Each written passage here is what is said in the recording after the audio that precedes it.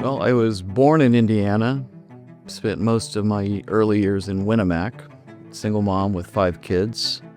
She worked for the local doctor for a while, so got some interest in the medical field through there. Went to Manchester College and then to the MD PhD program at Bloomington. When I was in Manchester, we did a sort of a medical practicum, so we went to Honduras for a 2-week period, along with some volunteer doctors and dentists, and set up a clinic. My professor noticed that sort of just gravitated towards the kids, and they sort of gravitated towards me. So it's like, you should go into pediatrics. And I'm like, I feel that.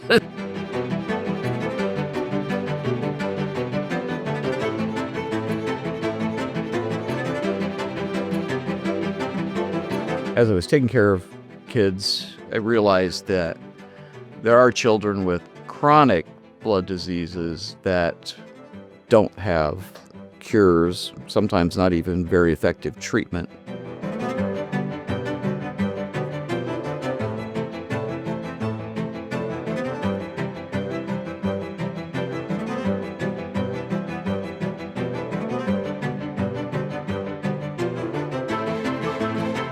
While I was at Riley in clinic, didn't realize this till afterwards, but I started having a lot of itching, like on my back, where I would be rubbing up against the corners of the wall or the door frame, just to sort of appease that, before I went in and saw another patient. Nurses would say, "You're scratching like a bear," kind of thing, The mycosis fungoides is typically a low-grade lymphoma, which means it doesn't divide that rapidly, but it also makes it more difficult to treat with your typical chemotherapies.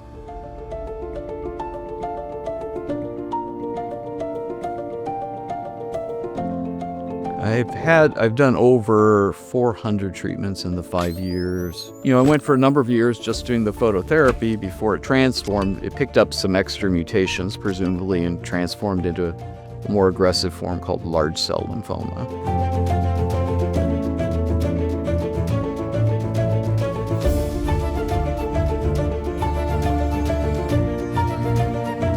I read in the IU journal about Dr. Salman coming to IU and the work she was doing, and specifically I noticed that she was doing stuff with T-cell lymphomas.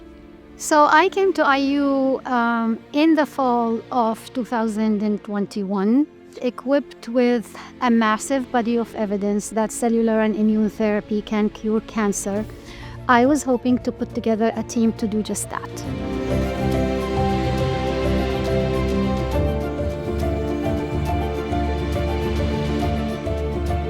Every approved effective therapy, not only for cancer, but for anything else, had a long story of early phases behind it. They set the foundation for later stages of clinical trials and approved therapy. Dr. Heiny has been through a lot to treat his cancer.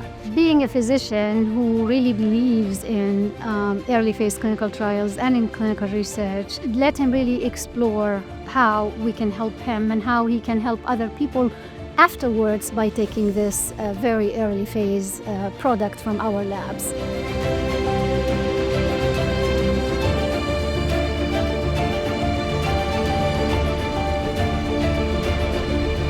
When I was 2 years old, I was diagnosed with ALL, acute lymphoblastic leukemia, and I was successfully treated. There remains this fear that the cancer could come back, that the treatment might have caused some damages that will lead to another cancer one day. So this uncertainty is a spot of discomfort, but it's also a motivation for more work and better results in research.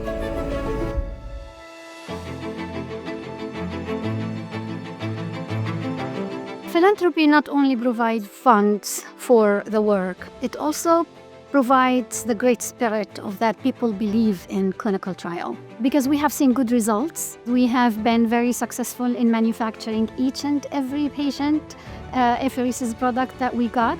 I do have hope. You have to have hope. Everybody's looking for the cure, so hopefully the next treatment down the road will be something, perhaps it's new, perhaps it's old, but hopefully it will be effective.